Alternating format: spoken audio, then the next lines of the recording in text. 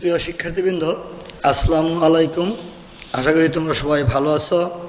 আজকে আমি তোমাদের অষ্টম শ্রেণীর সাধারণ গণিতের কয়েকটি অঙ্ক করাবো। তোমরা খাতায় ভালোভাবে করবে এবং বোঝার চেষ্টা করবে। আমরা এবার বোর্ডে দেখি কি অঙ্ক দেওয়া আছে।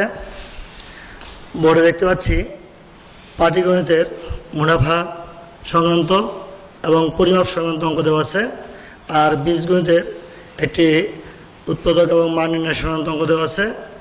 আমরা পাটিগণিতের যে অঙ্কটা আছে সেটা আমরা করেছি, এই ক্লাসে করেছি। তারপরেও আমরা এখন আবার রিভিশন করতেছি।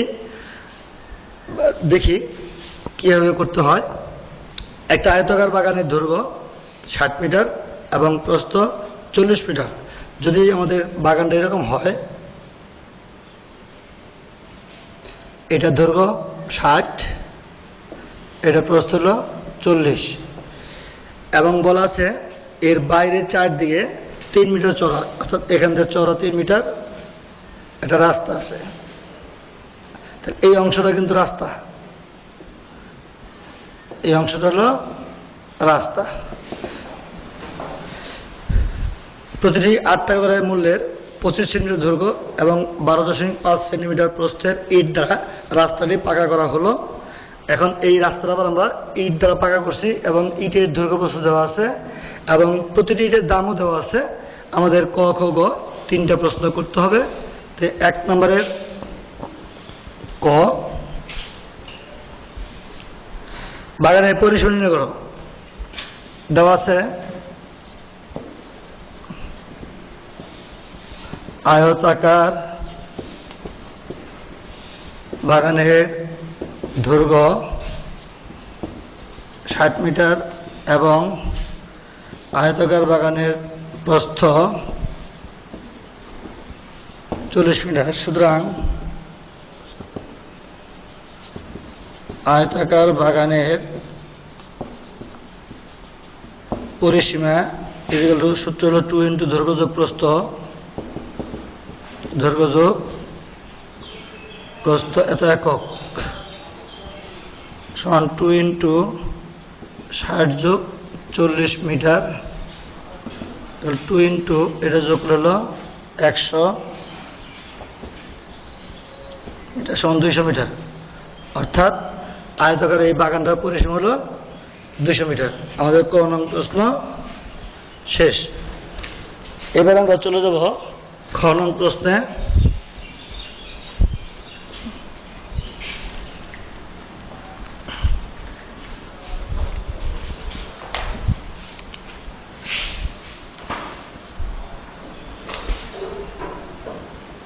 খ নং প্রশ্নে আমাদের করতে হয় রাস্তার ক্ষেত্রফল। তাহলে প্রথমত আমাকে রাস্তা বাদে ক্ষেত্রফল এবং রাস্তা সহ ক্ষেত্রফল, তারপরে দুইটার বিয়োগ করলে আমরা রাস্তার ক্ষেত্রফল পেয়ে যাব। তাহলে দেওয়া আছে আয়তাকার বাগানের দৈর্ঘ্য হল 60 মিটার এবং আয়তাকার বাগানের প্রস্থ 40 মিটার। সুতরাং আয়তাকার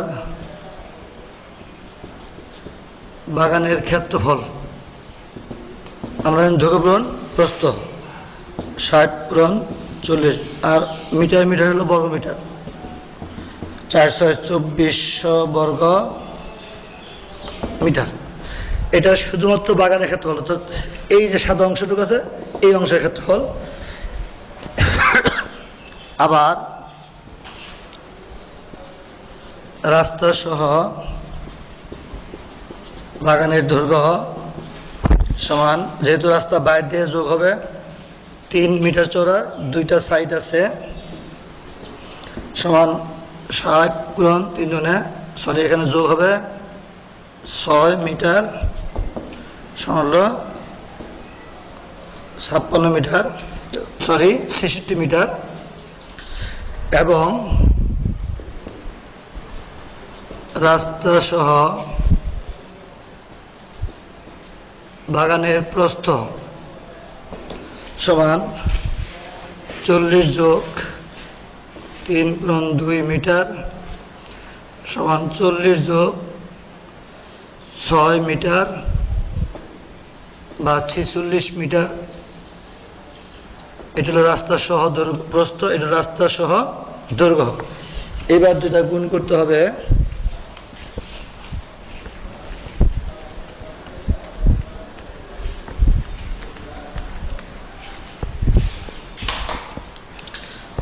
সুতরাং রাস্তা সহ বাগানের ক্ষেত্রফল ইকুয়াল টু 66 পূরণ 46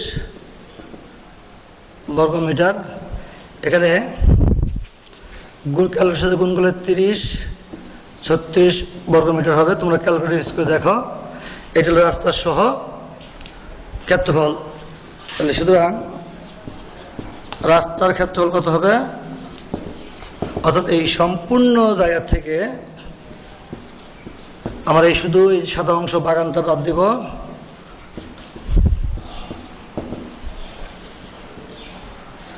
তাহলে 6, 3 আর 4 10 হবে 636 বর্গমিটার। তোমরা ক্যালকুলেটর ইউজ করে দেখবে।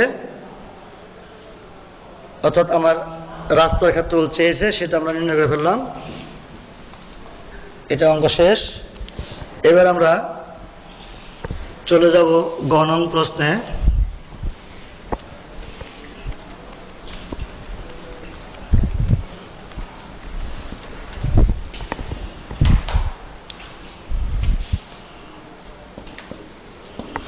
এখন এই রাস্তাটিকে আমরা কি করব, পাকা করব ইটের সাহায্যে।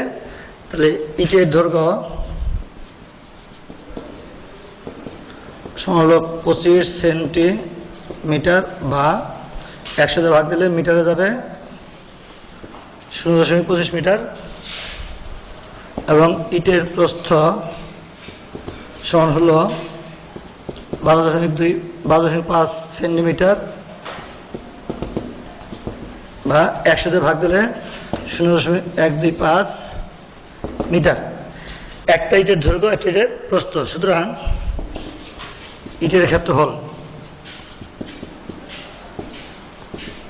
অর্থাৎ একটা ইটে কতটুকু জায়গা নেয় সেই জায়গাটা বের করতে হবে। তাহলে দৈর্ঘ্য পূরণ প্রস্থ এত বর্গ মিটার। এখানে আমরা ক্যালকুলেটর ইউজ করব।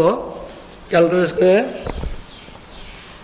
0.03-125 বর্গ মিটার, অর্থাৎ এটা যদি গুণ করি তাহলে আমার এটা আসবে।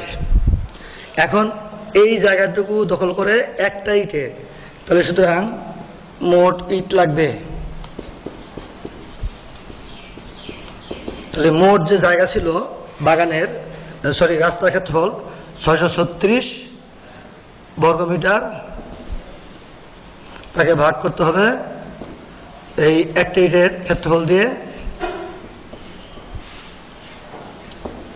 এত টি হবে, এ ভাগ করলে হবে তোমার ইটের সংখ্যা হবে 20,352টি। 20,352টি ইট লাগবে। এখন বলছে কত টাকার ইট, কত টাকা লাগবে, টাকা বের করতে হবে। তাহলে ইটের সংখ্যাকে আমরা এখন টাকা দিয়ে গুণ করব। অর্থাৎ প্রতিটি ইটের মূল্য দেওয়া আছে 8 টাকা।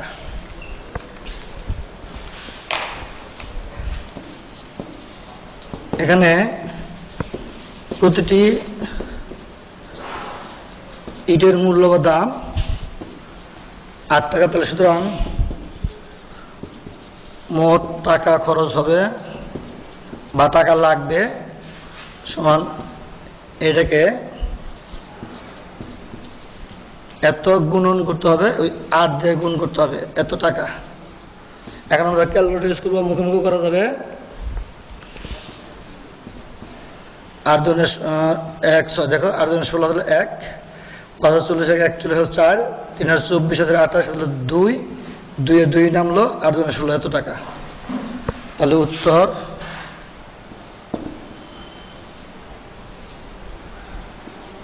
16, 2, 8, 1, 6 টাকা 11,10,100,000,1,62,816 টাকা।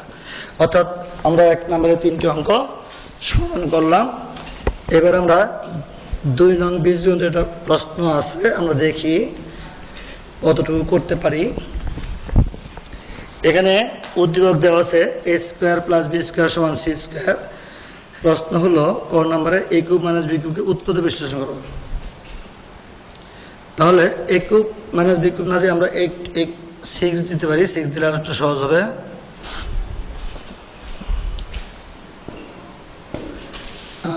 a to the 6 minus b to the 6।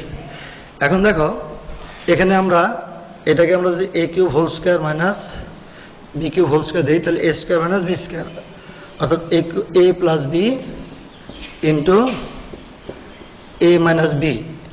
এরপর আমরা এইটাকে আবার উৎপাদক করতে পারি A plus B into A square minus A B plus B square, অর্থাৎ সূত্র।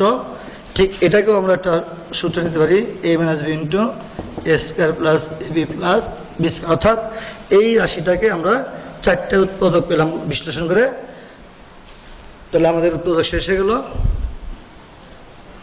এখন উদ্দীপকের আলোকে খ নাম্বার করতে হবে।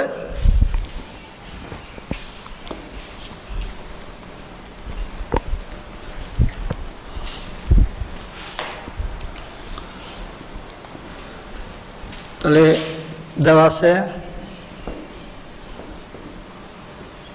a square plus B square equal to C square.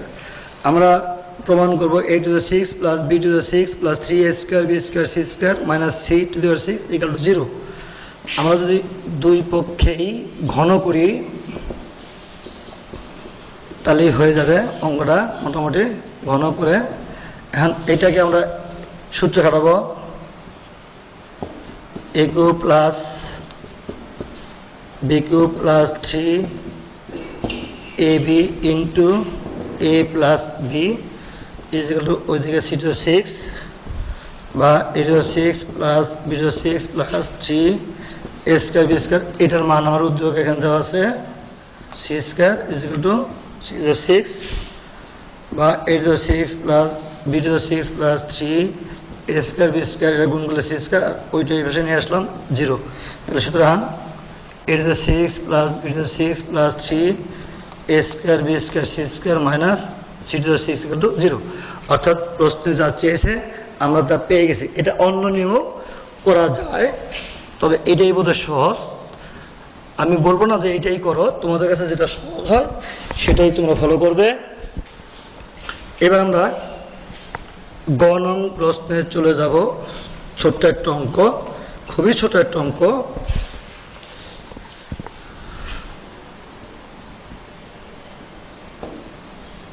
দেওয়া আছে a প্লাস বি 5 এবং a minus B equal to হলো 3। আমাকে মান বের করতে হবে c স্কয়ার দেওয়া আছে, এবং আমরা জানি উদ্দীপকে দেওয়া আছে, এটা উদ্দীপকে দেওয়া আছে c square equal to a square plus b square. এখন এটাকে যদি সূত্র খাটাই তাহলে a plus B whole square plus a minus B whole square by 2। এখন a প্লাস বির মান হলো 5 হোল স্কয়ার, আর এটা মান হলো 3 whole square by 2। 5 whole square 25, 3 whole square 9 by 2। তাহলে 9 আর 5 যোগ করলে 14, 4 1 34 বাই 2 ইজ ইকুয়াল টু ভাগ করলে 17। সুতরাং c স্কয়ারের মান হলো 17। অর্থাৎ আমরা গ নং প্রশ্নটিও সমাধান করলাম। তাহলে বোর্ডে যে প্রশ্ন দেওয়া ছিল 1 এবং 2 আমরা সেটা সমাধান করেছি। তোমরা এখন এর আলোকে তোমরা বিভিন্ন বোর্ডের সনের প্রশ্নগুলো করবা। জটিল প্রশ্নগুলো করতে গিয়ে যদি সমস্যায় পড়ো তাহলে আমার সাথে অথবা যে কোনো গণিত শিক্ষকের সাথে যোগাযোগ করবে, আমরা সমস্যার সমাধান করে দেব। আর একটি বিশেষ কথা যে এই ক্রান্তিকালের মধ্যে আমরা সবাই ঘরে থাকব, নিরাপদ থাকবো এবং সুস্থ থাকবো এবং অপরকেও নিরাপদে রাখবো, এই প্রত্যাশায় আজকে আমি এখানে শেষ করছি। ধন্যবাদ।